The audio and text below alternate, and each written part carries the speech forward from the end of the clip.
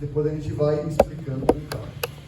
Porque o nosso próximo ponto aqui é a descrição da festa. Ele está no capítulo 16, tá? Prontos aí? Levítico 16, o capítulo todo. Vamos lá. Ouçam aí com atenção. Falou o Senhor a Moisés depois que morreram os 2 filhos de Arão, tendo chegado aqueles, os filhos, diante do Senhor. Lembra desse cenário, dessa cena, desse acontecimento dos filhos de Arão? Começa assim. Então disse o Senhor a Moisés: dize a Arão, teu irmão, que não entre no santuário em todo o tempo, para dentro do véu, diante do propiciatório que está sobre a arca, que é a tampa da arca, para que não morra, porque aparecerei na nuvem sobre o propiciatório. Entrará Arão no santuário com isto: um novilho para oferta pelo pecado e um carneiro para o holocausto. Vestirá ele a túnica de linho sagrada, terá as calças de linho sobre a pele, cingir-se-á com o cinto de linho e se cobrirá com a mitra de linho. São estas as vestes sagradas. Banhará o seu corpo em água e então as vestirá. Da congregação dos filhos de Israel tomará 2 bodes para oferta pelo pecado e um carneiro para o holocausto. Arão trará o novilho da sua oferta pelo pecado e fará expiação por si e pela sua casa. Então lembra lá que no versículo 3 ele falou de um novilho, certo? Agora no 6 ele está explicando para quem que é esse novilho. Para Arão fazer oferta pelo pecado e fará expiação por ele mesmo e pela sua família. 7. Também tomará ambos os bodes e os porá perante o Senhor, à porta da tenda da congregação. Lançará sortes sobre os 2 bodes, uma para o Senhor e outra para o bode emissário. Ali era o Urim Tumim, era uma sorte, não é ao acaso, era guiada pelo Senhor. Assim eles entendiam, o Senhor estava guiando aquela escolha, apesar de ser feita por Urim Tumim, mas o Senhor guiava isso, tá? Então eles tiravam sortes dos bodes, qual que é para o Senhor, qual que é para o bode emissário. Já vou explicar isso mais detalhadamente. 10. Mas o bode sobre que cair a sorte para o bode emissário será apresentado vivo. Não, eu pulei o 9, né? Vamos lá, 9 então. Arão fará chegar o bode sobre a qual cairá a sorte para o Senhor. Então cai lá. Esse bode aqui é para o Senhor. Este o oferecerá pela oferta pelo pecado. Mata ele e oferece. 10. Mas o bode que cair a sorte para o bode emissário será apresentado vivo, não mata, perante o Senhor, para fazer expiação por meio dele e enviá-lo ao deserto como bode emissário. 11. Agora o 11 vai detalhar mais o versículo 6. Lembra que o 6 é o novilho que ele vai oferecer por si e pela família? Olha o 11. Arão fará chegar o novilho da sua oferta pelo pecado e fará expiação por si e pela sua casa. Imolará o novilho da sua oferta pelo pecado. Tomará também sobre o altar o incensário cheio de brasas de fogo diante do Senhor, e 2 punhados de incenso aromático bem moído, era pó, e o trará para dentro do véu. Então pega as brasas, o incenso e entra no Santo dos Santos com isso. Porá o incenso sobre o fogo perante o Senhor, para que a nuvem do incenso cubra o propiciatório que está sobre o testemunho, sobre a arca, que o testemunho aqui são os 10 mandamentos, as tábuas, para que não morra. Isso nos traz o versículo 2, lembra lá? A nuvem para que não morra. O incenso traria uma nuvem bem espessa para que ele não visse. O Senhor está ali, ele não pode ver. Era um simbolismo, ninguém pode ver o Senhor. Então a nuvem cobria. Então o incenso no fogo faria essa fumaça. Essa fumaça é a nuvem que cobria tudo, para que ele não visse. O 14. Tomará o sangue do novilho e com o dedo o aspergirá sobre a frente do propiciatório, a tampa da arca. E diante, na frente. Então é uma aspersão na tampa e diante da tampa. Aspergirá 7 vezes o sangue com o dedo. Depois imolará o bode da oferta pelo pecado. Aí ele está explicando, tá vendo? Ele está detalhando o que ele já falou antes. Está voltando aos bodes aqui. Agora aquele bode que a sorte caiu para ser morto, está explicando aqui, ó. Depois imolará o bode da oferta pelo pecado, que será para o povo, e trará o seu sangue para dentro do véu, e fará com o seu sangue como fez com o sangue do novilho. Aspergilo-á no propiciatório e também diante dele. Assim fará expiação pelo santuário por causa das impurezas dos filhos de Israel e das suas transgressões e de todos os seus pecados. Da mesma sorte fará pela tenda da congregação que está com eles no meio das suas impurezas. Nenhum homem entrará na tenda da congregação quando ele entrar para fazer propiciação no santuário, até que ele saia depois de feita a expiação por si mesmo, e pela sua casa, e por toda a congregação de Israel. Então sairá ao altar que está perante o Senhor, e fará expiação por ele. Tomará do sangue do novilho e do sangue do bode, e o porá sobre os chifres do altar, ao redor.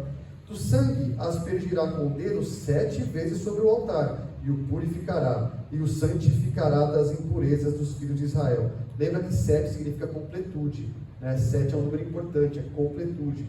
Então está completamente purificado. Essa é a ideia. 20.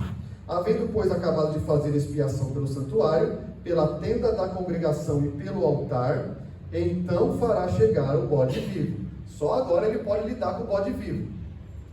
Arão porá ambas as mãos sobre a cabeça do bode vivo, e sobre ele confessará todas as iniquidades dos filhos de Israel, todas as suas transgressões e todos os seus pecados, e os porá sobre a cabeça do bode, e enviá-lo-á ao deserto, pela mão de um homem à disposição para isso. Assim, aquele bode levará sobre si todas as iniquidades deles, para a terra solitária, e o homem soltará o bode no deserto. Depois Arão virá à tenda da congregação, despirá as vestes de linho que havia usado quando entrara no santuário, e ali as deixará. Banhará o seu corpo em água no lugar santo, e porá as suas vestes. Então sairá e oferecerá o seu holocausto e o holocausto do povo, e fará expiação por si e pelo povo. Também queimará a gordura da oferta pelo pecado sobre o altar. E aquele que tiver levado o bode emissário, lavará as suas vestes, banhará o seu corpo em água, e depois entrará no arraial. Mas o novilho e o bode da oferta pelo pecado, cujo sangue foi trazido para fazer expiação no santuário, serão levados fora do arraial. Porém as suas peles, a sua carne e os seus excrementos se queimarão. Aquele que o queimar, lavará as suas vestes, banhará o seu corpo em água, e depois entrará no arraial. Isso vos será por estatuto perpétuo. No 7º mês, aos 10 dias do mês, afligireis a vossa alma. Jejum aqui, e nenhuma obra fareis, nem o natural, nem o estrangeiro que peregrina entre vós, porque naquele dia se fará expiação por vós, para purificar-vos, e sereis purificados de todos os vossos pecados perante o Senhor.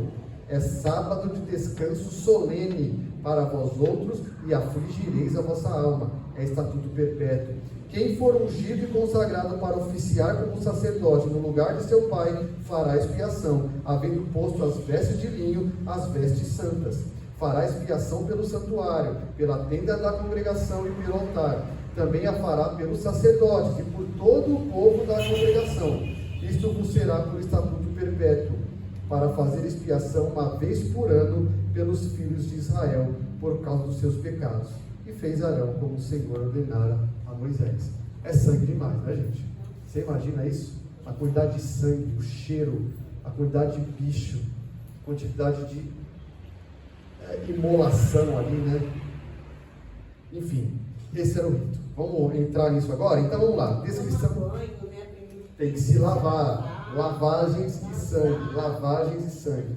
Vamos lá, vamos entender isso. Como é que a gente pode descrever essa festa? 7º mês, tá? Então a agitação do 7º mês começava com a festa das trombetas. Era o primeiro dia, lembra? No primeiro dia do 7º mês, trombetas.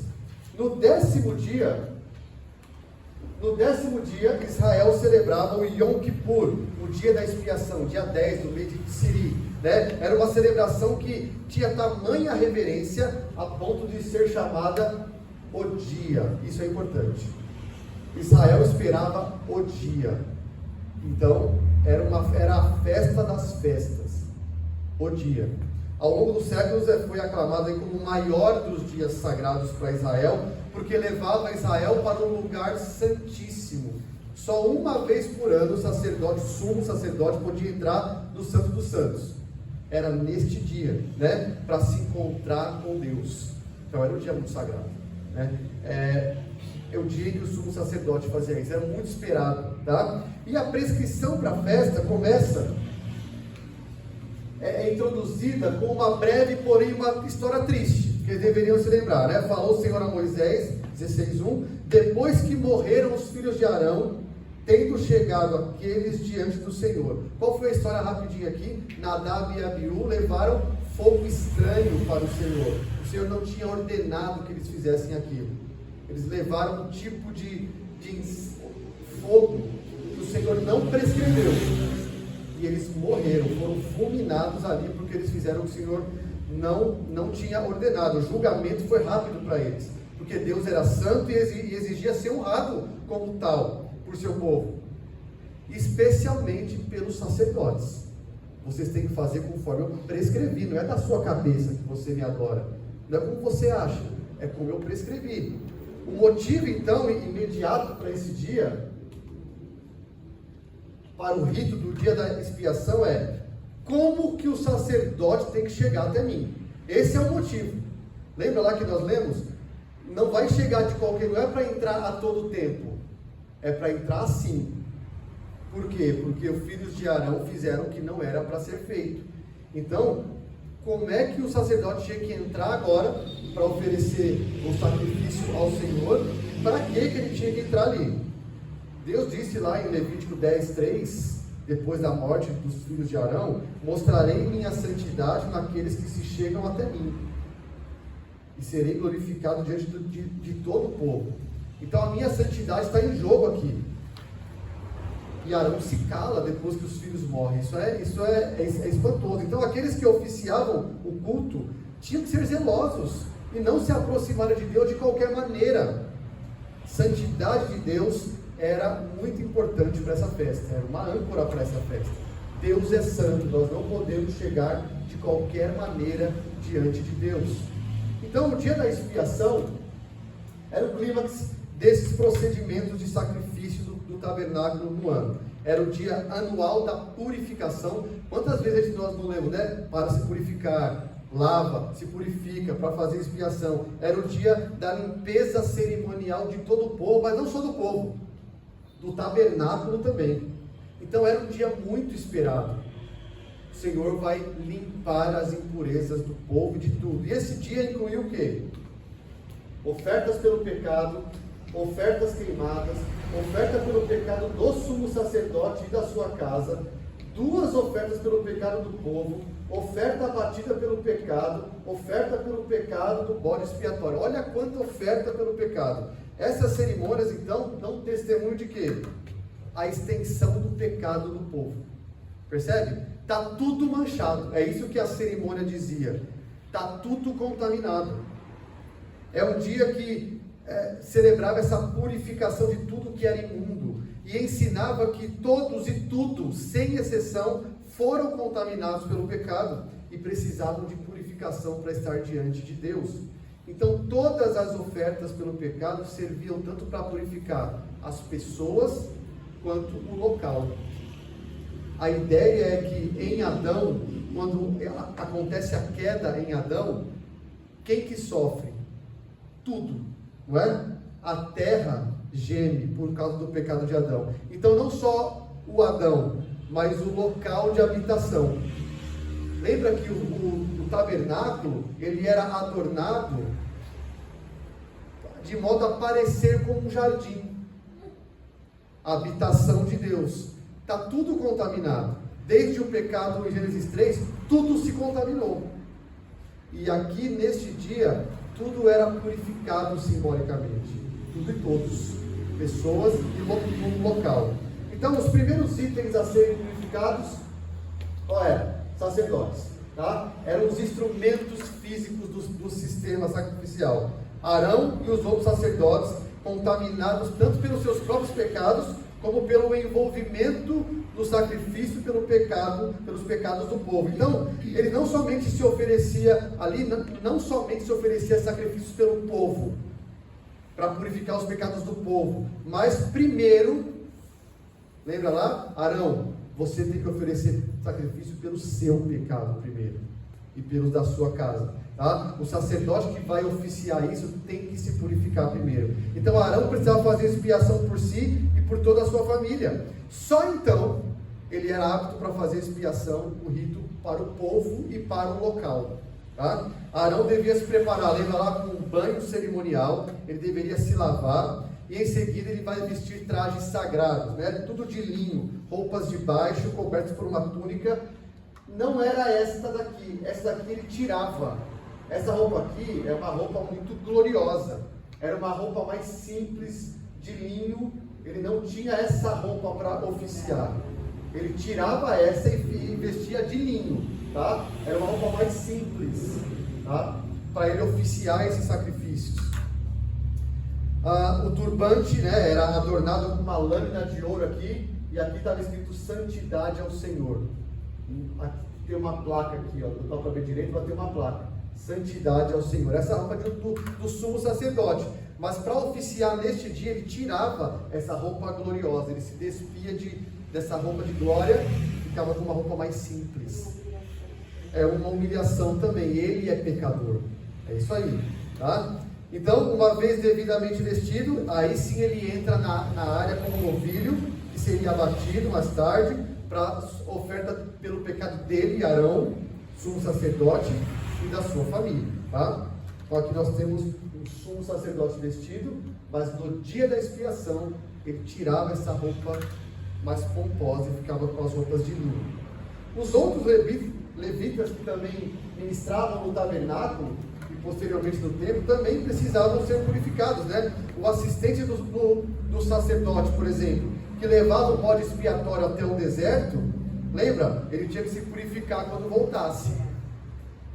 O levita que enterrava a pele, que enterrava o excremento, lembra? Ele tinha que se purificar também. Todo mundo tinha que se banhar. Purificação é o termo aqui.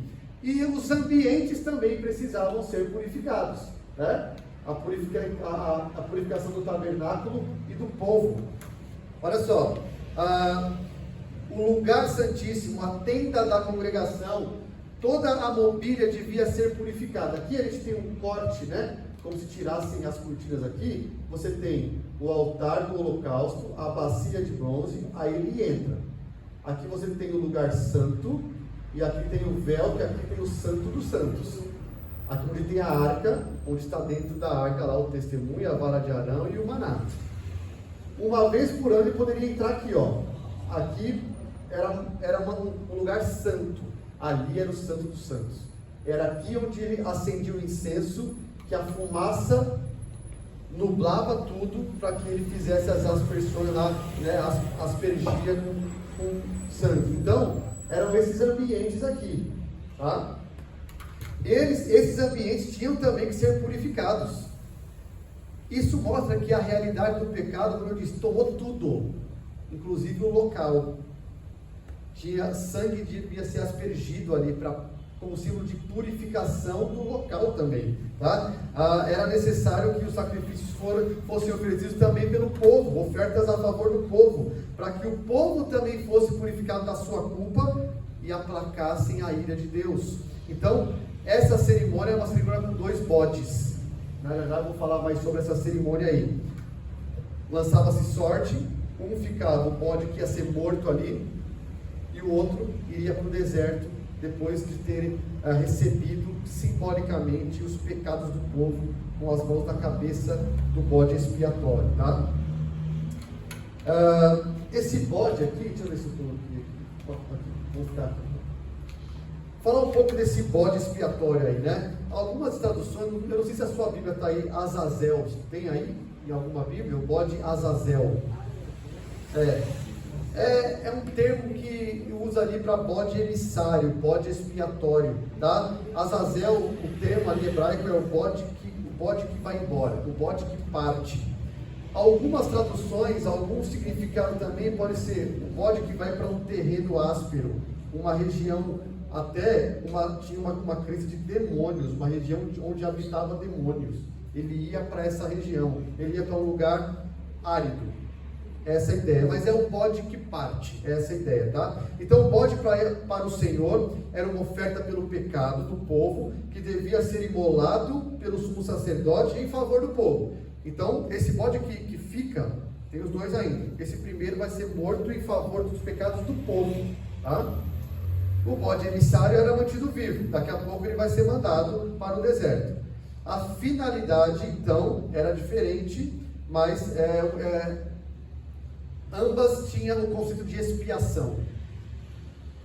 Expiação, o que é expiar? A gente usou muito essa palavra hoje, né? E vai usar. Expiar é afastar algo, o prefixo ex, né? A gente vê isso, né? Ex é para fora, você afastar algo, é a remoção de algo.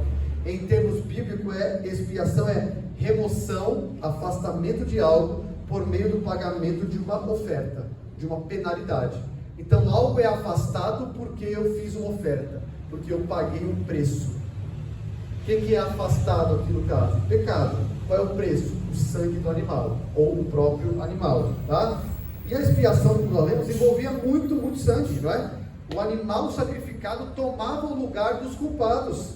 Ele recebia sobre ele a culpa dos ofertantes. E é uma ilustração vívida de como o pecado destrói vida. No Antigo Testamento tinha graça ou era lei? Graça, não é? Quem morria era um inocente, um animal. Graça, pura graça. Não era o ofertante que morria na hora, era um animal, isso é graça.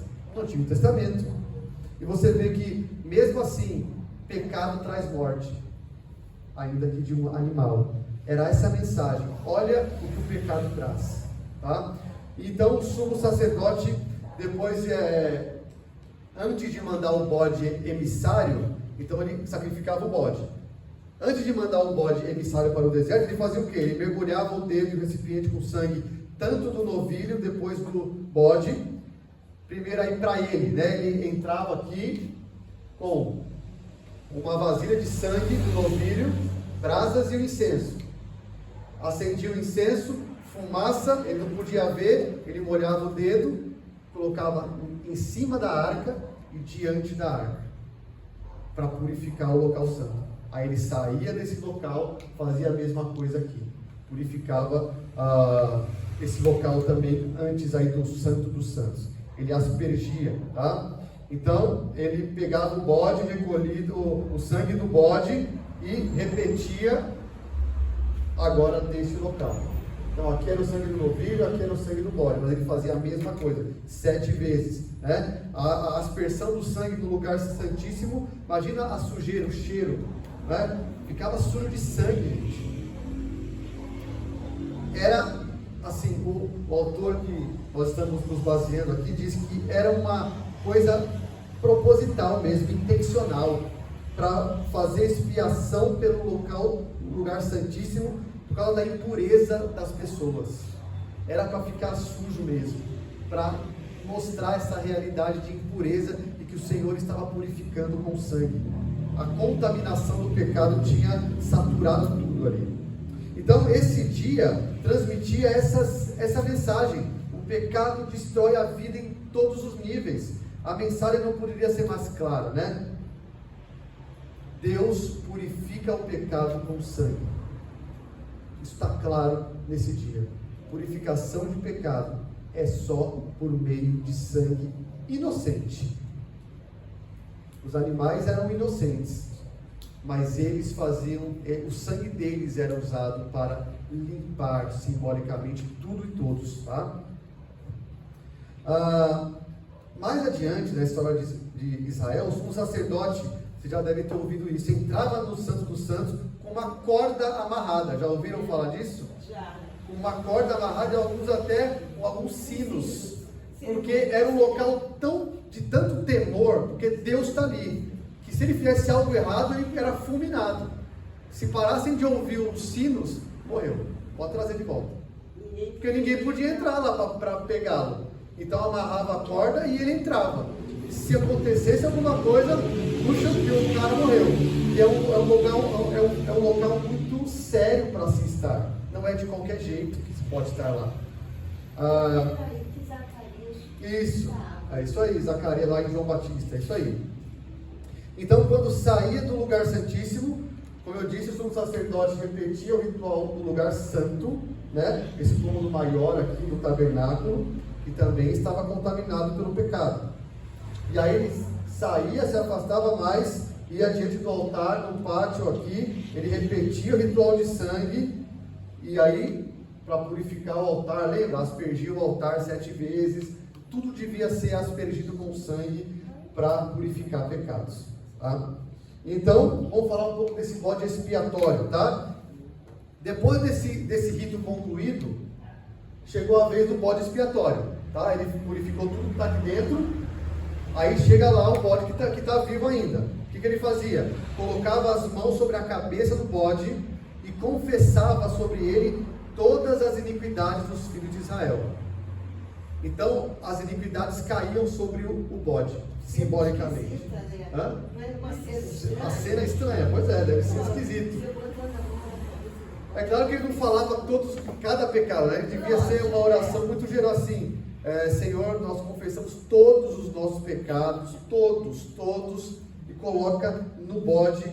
Então era uma expiação que transferia para o bode simbolicamente os pecados. Esse bode não era morto, ele era enviado a um lugar ermo, a um deserto. Um homem à disposição para isso levava esse bode até o deserto, e o texto diz: carregando sobre si todas as iniquidades. Pegou aí? Carregando sobre si as iniquidades, para uma terra solitária. Ele vagava sozinho para fora. Mais tarde, Israel desenvolveu um costume que, para garantir que o bode não voltaria com o pecado, para garantir isso, alguns empurravam o bode em um precipício, para garantir que ele não voltaria, o pecado nunca mais voltar, tá? Que dó, já está falando uma cara de dó aqui, né? Olha só. Então, Deus fez isso com Jesus Cristo. Jesus foi empurrado por um precipício pelo Pai, não é? Mas ele voltou, e ele não tem pecado, ele expiou o nosso, né? Então, o bode expiatório não era um sacrifício para o demônio, sabe? Tem algumas linhas que pensam isso. Não, era um afastamento do pecado visivelmente. O nosso pecado está indo embora daqui.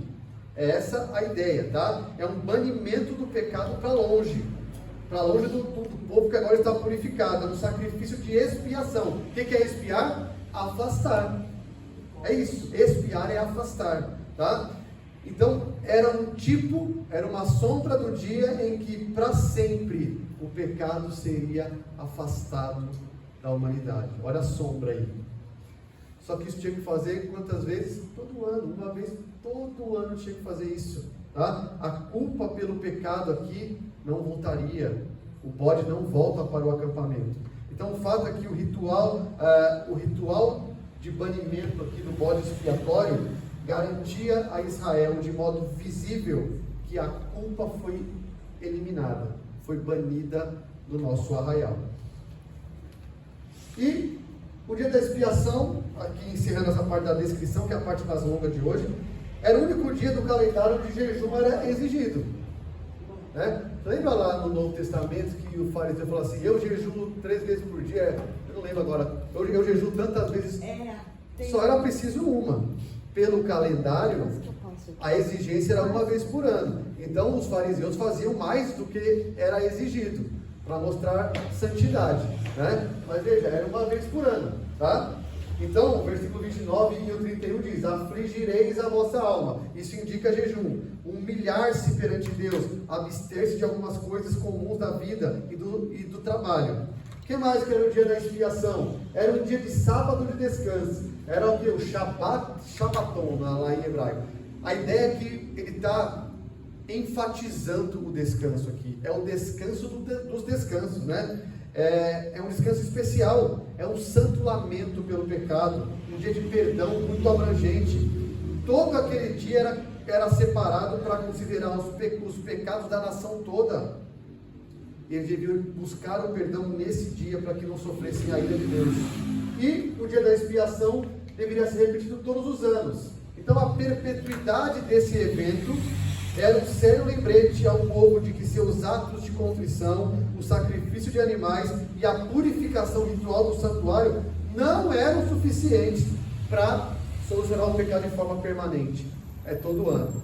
Não é suficiente. Tem que repetir isso.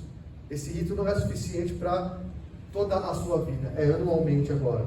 Ou seja, faltava uma solução permanente, não é? Para os pecados. Uma purificação completa, efetiva, para que o povo jamais precisasse, ano após ano, fazer esse ritual. Então, só apenas as etapas, olha lá, depois você vai receber isso, que eu só resumi, tá? O sumo sacerdote se lavava, sacrificava um novilho, entrava no Santo dos Santos, tomava 2 bodes, sacrificava o bode. Aqui é a ordem dos eventos, tá? É a ordem cronológica de como acontecia, tá? Voltava a entrar no Santo dos Santos e aspergia a arca com o sangue do bode, dirigia-se ao lugar santo, saía para o pátio, confessava os pecados, enviava o bode para o deserto, entrava no lugar santo, se lavava de novo, colocava as suas roupas habituais agora, oferecia holocausto por si mesmo, gordura era queimada, o novilho e o bode eram levados para fora, a pessoa se purificava. Então aqui é só um resumo da ordem, tá? Que acontecia nesse dia. Então veja, era um dia, não é? O dia. Olha só que dia diferente. Era o dia esperado pelos israelitas, ok? Era coisa pra caramba, né? Ok, tudo bem até aqui? Então, essa era a festa. Esse era o dia. Sombra e realidade. Agora nós vamos mais rápido aqui. Ok. Então, olha só. Cada uma das festas, nós sabemos, era uma sombra que se estendia ao longo da história passada, projetada pela luz de Jesus Cristo. Então, cada festa era um tipo de algo, um tipo do Messias, apontava para o Messias. E o dia da expiação não é diferente. Os componentes desse dia são todos apontando para algo maior, não é? Porque tinha que ser feito todo ano, mas não vai ter fim nunca isso. Tem algo maior por vir. O dia, então, com esses seus ritos, antevia a expiação que o Messias traria. Então, esse dia antevia uma expiação que o Messias iria trazer para o povo. O Yom Kippur, então, traz uma mensagem. Nossa vida é repleta de culpa que contamina tudo e todos. Precisamos de purificação. Essa é a mensagem desse dia. A nossa vida é repleta de contaminação pelo pecado. Precisamos de alguém que resolva isso, para que nós tenhamos parte com Deus. O que então o dia da expiação traz? Primeiro, o ensino sobre a extensão da contaminação do pecado. Como eu disse, a primeira lição é: o pecado contamina tudo, gente. Todos os elementos do sistema sacrificial, desde o sacerdote até o altar, até o lugar santo, o lugar santíssimo, os utensílios, as paredes, o piso, tudo está contaminado e precisa de purificação. Primeira lição desse dia é esta: tudo precisa ser purificado, porque tudo está contaminado. Segundo, expiação substitutiva. Como eu disse, graça. Olha a graça no Antigo Testamento. Não é um ofertante que morre, é um animal inocente. Ele não tem culpa de nada, mas ele paga, né? Deus resolve o problema do pecado pelo sangue de um substituto. Então, apesar de ser oferecida sem custo para o pecador, essa expiação tinha um preço para um inocente, um animal. Sangue e a morte desse animal. Era sem custo para o pecador, da vida dele, do sangue dele, mas era custoso para o animal. Graça, isso é graça, gente. Propiciação, o que é propiciação? Propiciação, biblicamente, é, o Juninho está querendo entrar ali, é apaziguar. Propiciação é abrandar, pacificar alguém que está irado. Isso é propiciar, tá? Então, a expiação exige propiciação para apaziguar a ira de um Deus santo e justo. Ele é santo. Lembra o que ele fez com Nadab e Abiú? Ele fez também com Uzá, quando Uzá tocou na arca. Oh, mas Deus é assim? Poxa, que Deus... Não. A arca ia cair, Uzá colocou a mão para segurar na melhor das boas intenções e é fulminado ali. Por quê? Como é que era para carregar a arca? Era em carro de boi? Não, vocês sabem que não é em carro de boi. Quem fez? Os filisteus fizeram isso. Aí os disseram, que boa ideia. Vamos aproveitar, os filisteus tiveram essa maravilhosa ideia e vamos carregar no carro de boi. Aí passou no buraco, a arca caiu, Uzá foi segurar. Não é para carregar em carro de boi. Um péssimo exemplo. Olha aí. Mas esse é o Deus do Antigo Testamento. Porque no Novo Testamento não tem assim. Abre lá em Atos 5. Ananias e Safira, né, foram fulminados. Abre lá em Apocalipse.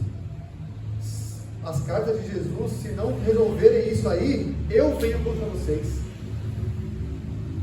É o mesmo Deus. Então a propiciação é apaziguar a ira de um Deus justo e santo. O sacrifício ou a oferta que se faz no lugar da parte culpada satisfaz a justiça de Deus, aplacando a ira. É isso que traz aqui, tá? E vamos agora ver as realidades. Lembra? Sombras e realidades. Vimos os ensinos, olha só. O que essa festa ensinava? Pecado contamina tudo e todos.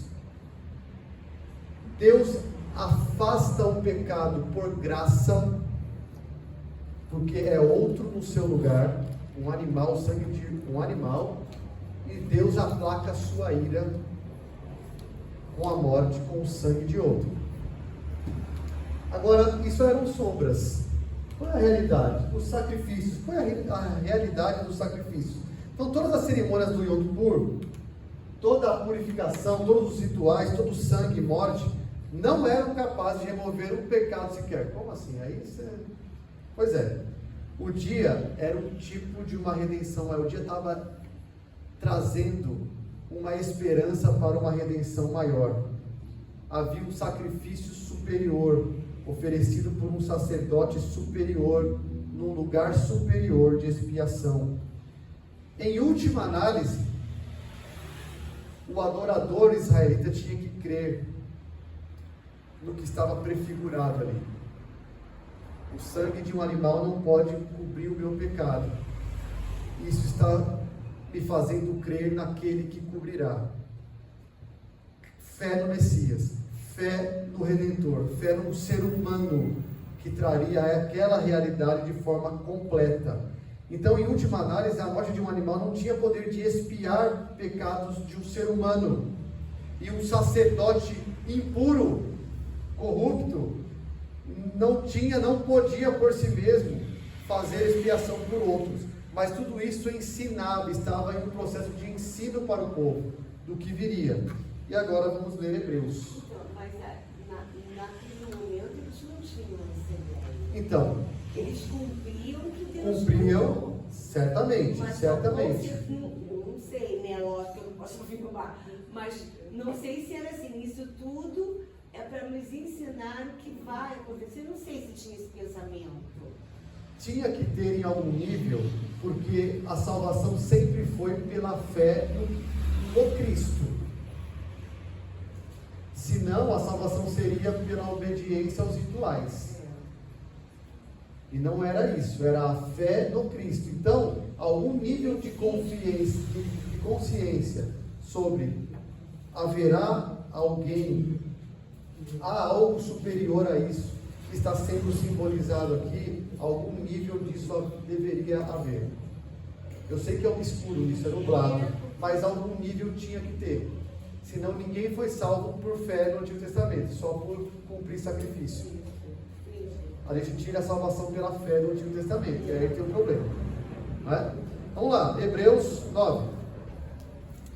Olha como o autor de Hebreus abre os nossos olhos. De 1 a 14, lerei. Acompanha aí. Ora, a primeira aliança também tinha preceitos de serviço sagrado e o seu santuário terrestre. Ok? Tinha preceitos e tinha uma tenda lá. Com efeito, foi preparado o tabernáculo, cuja parte anterior, onde estavam o candeeiro, a mesa e a exposição dos pães, se chamava o santo lugar, ok? Está tudo claro aqui para a gente agora, não está? Olha o autor falando para judeus. Por trás do segundo véu se encontrava o tabernáculo que se chama o Santo dos Santos. Vocês viram na imagem, tá? Exatamente igual aqui. Ao qual pertencia um altar de ouro para o incenso e a arca da aliança totalmente coberta de ouro, na qual estava uma urna de ouro contendo o maná, o cordão de Arão que floresceu e as tábuas da aliança. E sobre ela os querubins de glória que com a sua sombra cobriam o propiciatório. Dessas coisas, todavia, não falaremos agora, pormenorizadamente. Ora, depois de tudo isso assim preparado, continuamente entram no primeiro tabernáculo os sacerdotes, para realizar os serviços sagrados. Beleza? Mas no segundo, o sumo sacerdote, ele sozinho. Qual que é o segundo aqui? O segundo ambiente, o Santo dos Santos. Ele sozinho, uma vez por ano, não sem sangue. Lembra que tinha que levar a baciazinha lá com o sangue do novilho? Que oferece por si e pelos pecados de ignorância do povo. Querendo com isso dar a entender o Espírito Santo que ainda o caminho do santo lugar não se manifestou, enquanto o primeiro tabernáculo continua erguido. Olha só, é isto uma parábola para a época presente, e segundo esta, se oferecem tanto dons como sacrifícios, embora estes sacrifícios, no tocante à consciência, sejam ineficazes para aperfeiçoar aquele que presta culto, os quais não passam de ordenanças da carne, baseadas somente em comidas e bebidas e diversas abluções, sacrifícios, impostos até o tempo oportuno da reforma.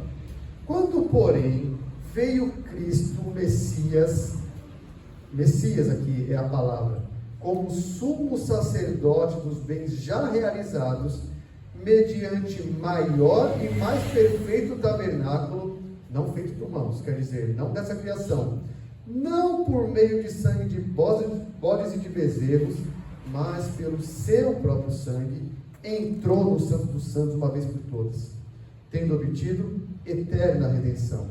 Portanto, se o sangue de bodes e de touros e a cinza de uma novilha, aspergidos sobre os contaminados, os santificam quanto à purificação da carne, muito mais o sangue de Cristo, que pelo Espírito eterno a si mesmo se ofereceu sem mácula a Deus. Esse é perfeito.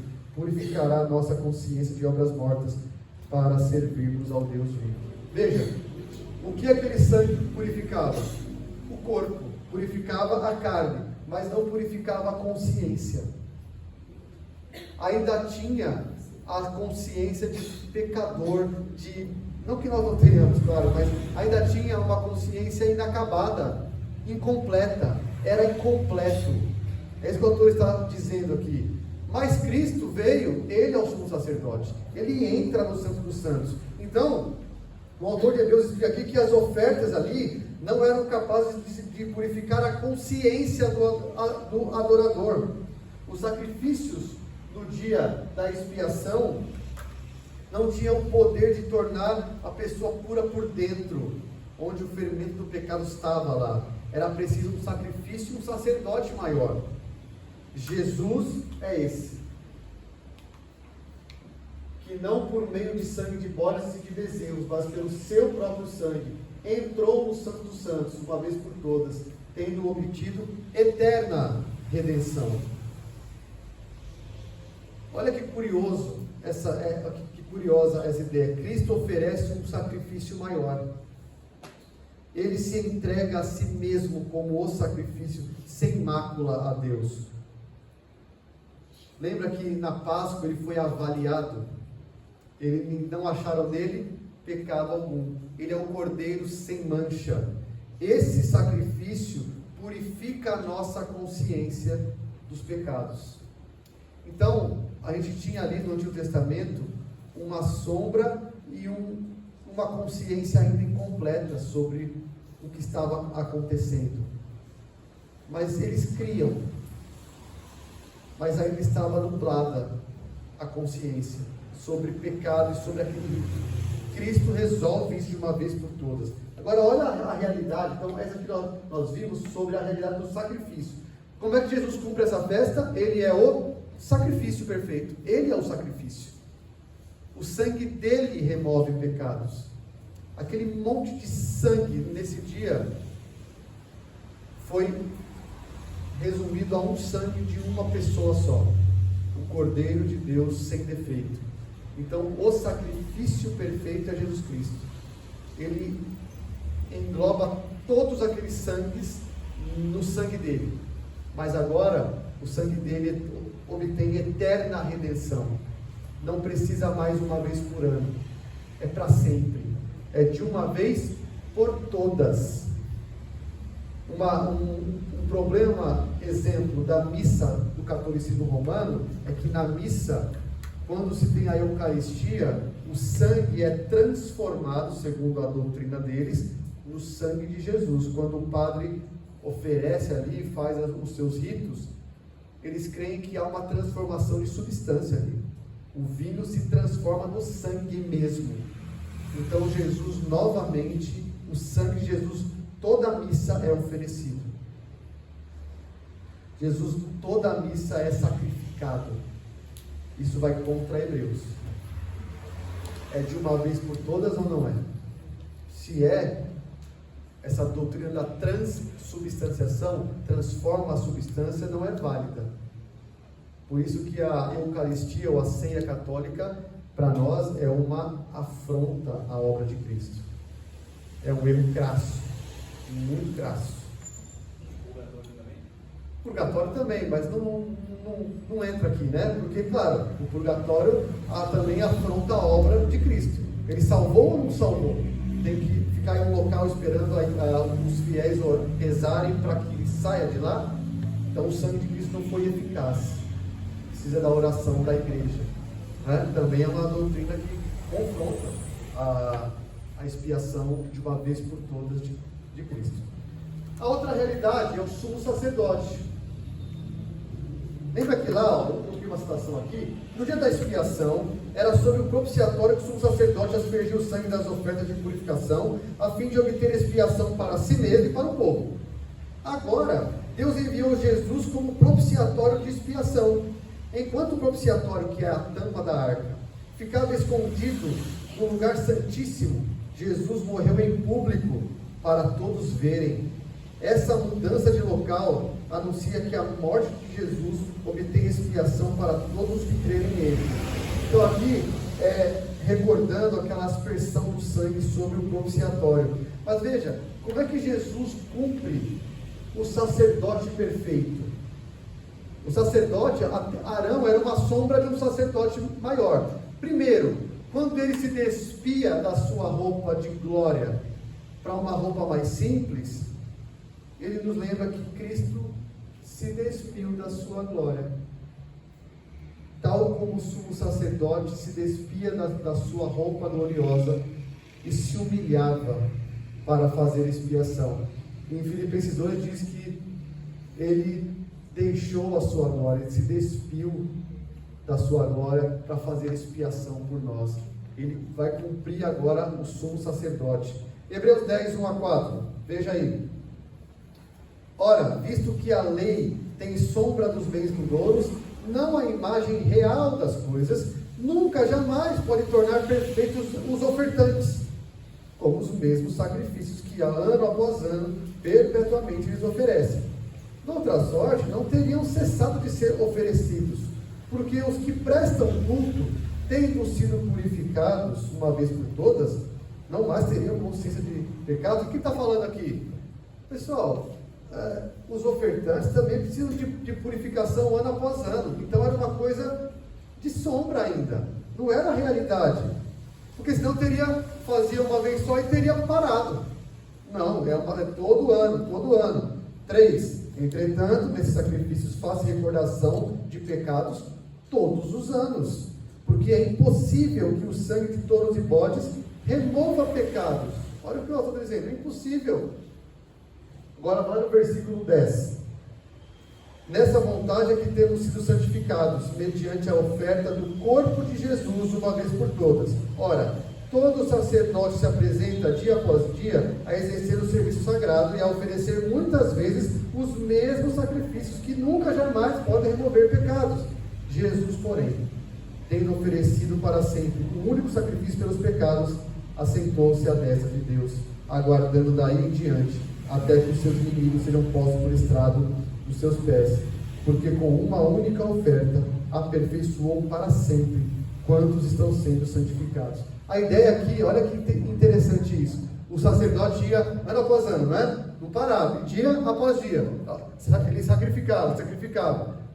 Então ele era incansável, ele tinha que ficar fazendo isso. Jesus oferece e se assenta. Não é interessante? Ele se ofereceu e assentou-se à destra de Deus. Não precisa mais. Ele se assenta. O sacrifício dele é completo e único e para sempre.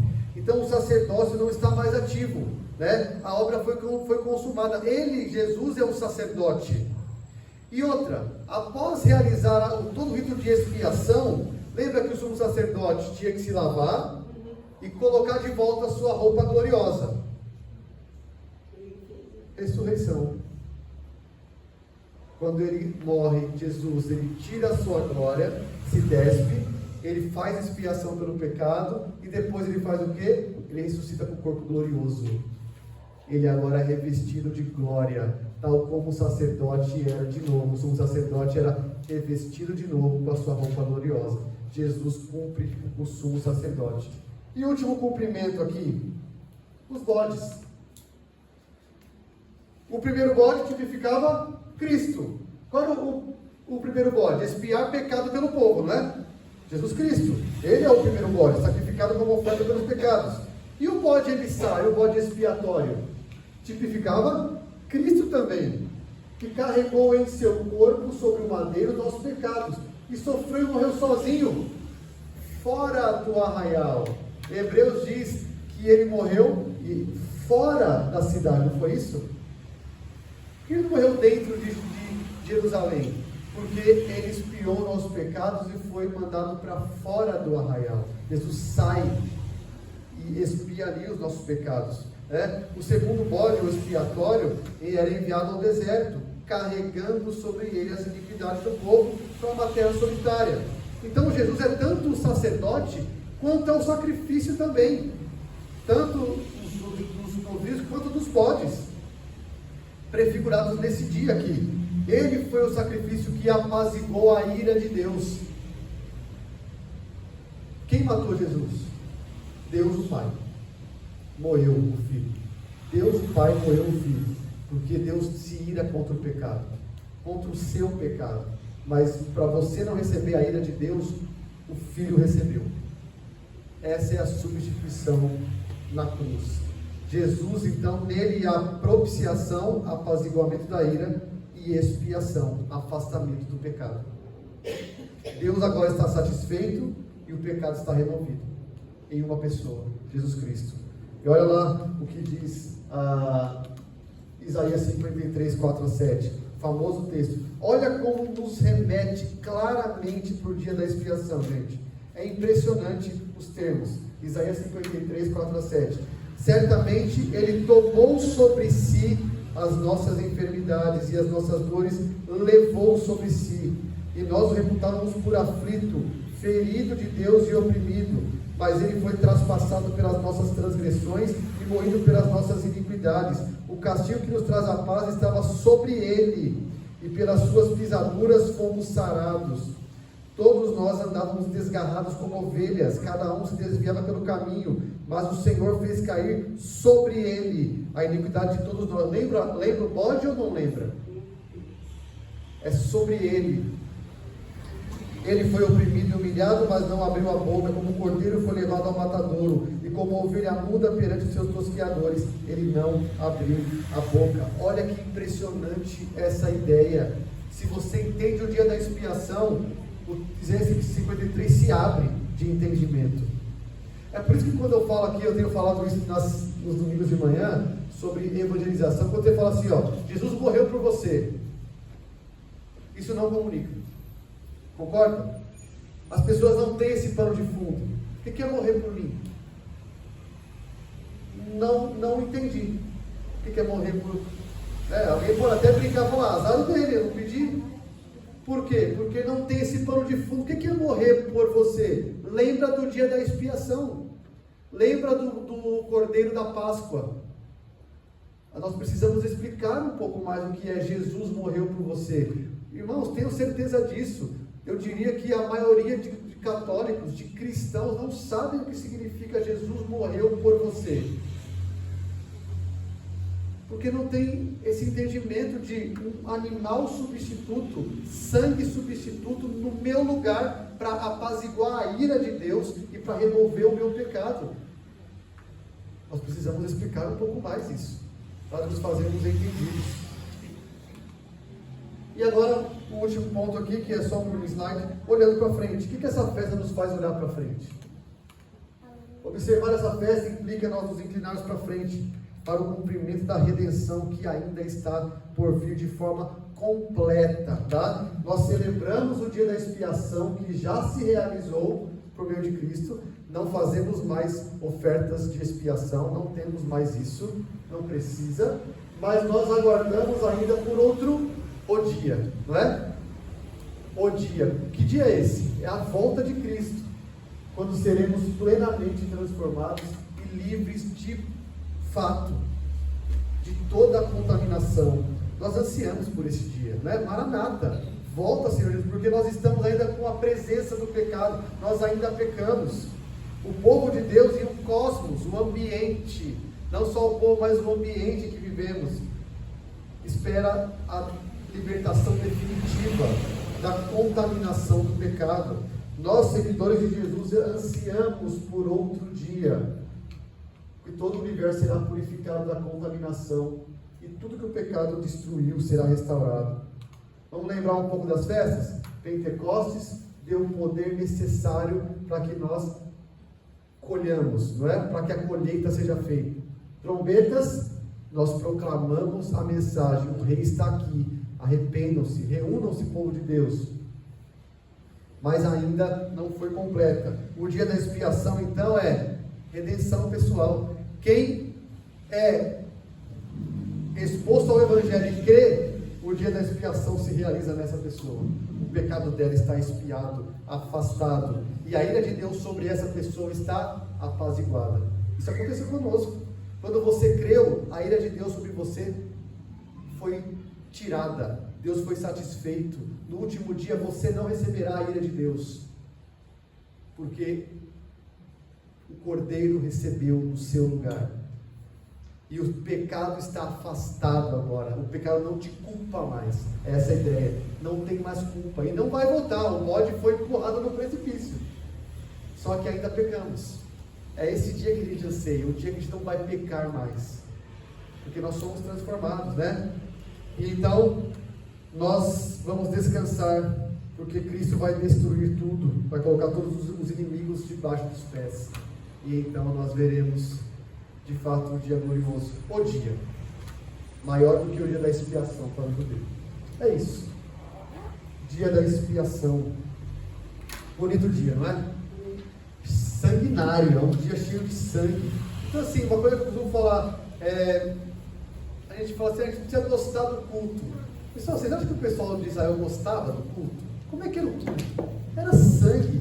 Dizem as tradições que o calcanhar dos sacerdotes ficava, a altura ficava, o sangue ficava no calcanhar, a altura, de tanto sangue que era. Era para alguém gostar? Não era assim: se eu fosse Deus, eu não ia prescrever um culto assim. Mas que bom que você não é, né?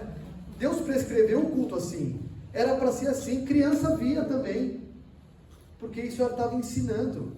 Então o culto não é para ser do nosso agrado, né? Trazendo um pouco para essa ideia de culto, olha como é que se cultuava. O culto era para o agrado de Deus, não era para o agrado do povo.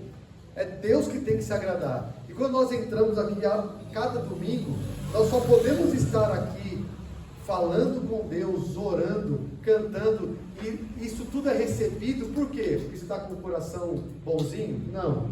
Porque você está sincero? Também não. Sinceridade é importante, mas não é tudo. Por que Deus recebe o que você faz aqui domingo? Por causa de Jesus. Só. Então venha para o culto querendo vir, estando bem espiritualmente ou não. Porque não tem a ver com você estar bem. Tem a ver com o que já fizeram por você. Jesus já fez por você. Então Deus aceita o seu culto por causa de Jesus. Nós entramos na presença de Deus por causa do sangue de Jesus. Não porque naquela semana a gente está muito bem com Deus. Não. Você está mal com Deus assim, naquela semana ruim, tem que falar: Senhor, recebe o meu culto, porque eu faço em nome de Jesus. E se fosse por mim, era fulminado. Mas Ele nos recebe pelo Filho, no Filho, por causa do sangue do Filho. E o dia da expiação nos traz isso. Nós somos purificados por causa dele. Não tem a ver conosco, tem a ver com o Filho. É isso. Perguntas, colocações?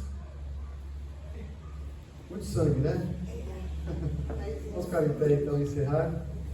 Graças a Deus pelo sangue do Cordeiro, uma vez por todas, derramado em nosso favor.